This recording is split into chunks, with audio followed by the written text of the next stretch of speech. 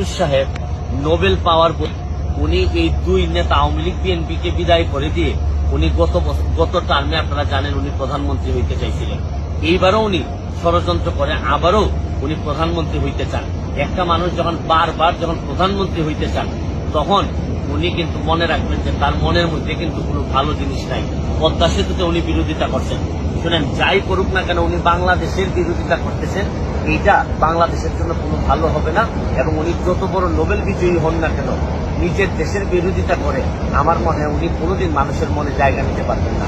এই জন্য সর্বশেষে একটা কথা বলতে চাই, দুঃসময়ে দাঁড়ানোই কিন্তু বঙ্গবন্ধুর আদর্শের সৈনিকের কাজ। আমি মাননীয় প্রধানমন্ত্রী জননেত্রী শেখ হাসিনাকে বলবো, বহুত যুদ্ধ জয় করে আপনি আসছেন, 21শে গ্রেনেড হামলার মতো এই হামলা থেকে আপনি বেঁচে আসছেন। আপনি কিন্তু আল্লাহর রহমতেই বেঁচে আছেন এই পৃথিবীতে। আপনার ভয়ের কিছু নাই, সামনের দিকে এগিয়ে যান। আল্লাহ উপরে আল্লাহর বিশ্বাস